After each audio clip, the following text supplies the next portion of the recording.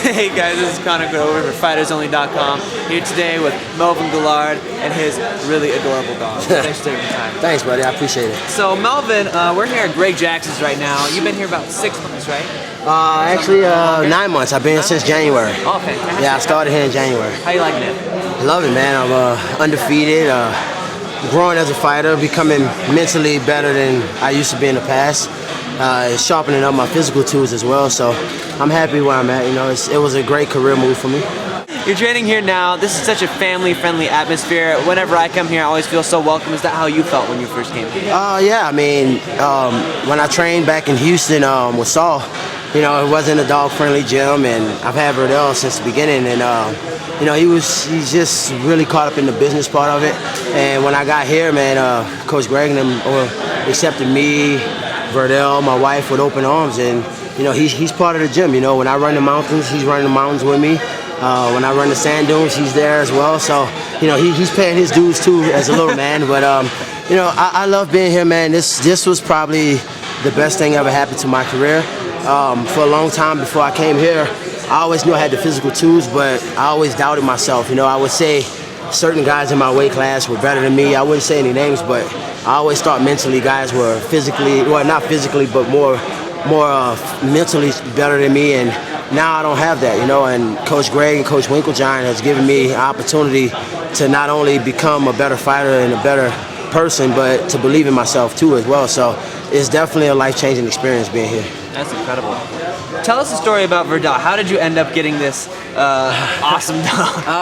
Well, it's funny. My wife, we were on Pet Finder, an adoption agency, and my wife was working for a school, and she just kept looking at the internet, finding pictures, and she wanted a dog real bad because at the time I was always gone and she was working. So she needed someone there for that while I was gone. She'll have someone. And she brought this little ugly picture of Verdell home, and I was like, that's the ugliest dog I ever seen. Like, you have to see his baby picture. And I was like, what is that, a piece of mop, you know? And she was like, no, but he's so cute. And then the picture just kind of grew on me. So I was like, okay, where is he? So he was like 8 hours away in Longview, Texas, and we drove 8 hours. We did a turnaround trip, and we went and got him. And we had him ever since, you know? When we first got him, man, he was real fragile. He wasn't playful. He was real scared and shaky.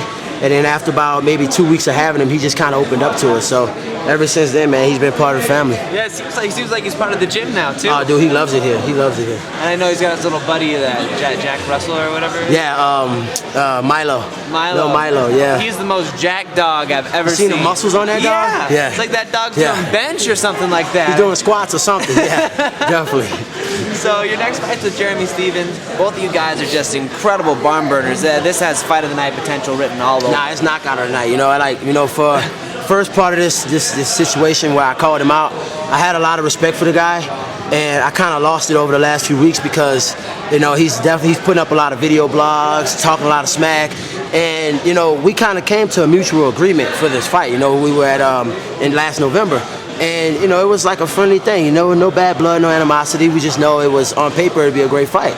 Well, last few months and few weeks leading up to the fight, he's video blogging, very disrespectful, being, you know, very charismatic, talking a lot of smack. And you know what, like, now I'm going back to my old ways, you know, like I became very humble because of the fans, you know, and I like to be that. I like to carry myself a certain way now.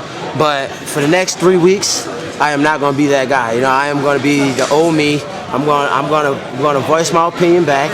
I'm going to fight words with words. And then when September 25th comes, I'm knocking him the fuck out in the first round, and I'm going home a knockout bonus, period.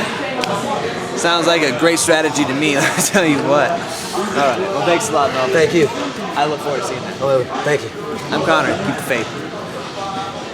Ready? Go ahead, buddy. He's like, no, I'm going to hold me hostage, ready to do it again. Look at this guy.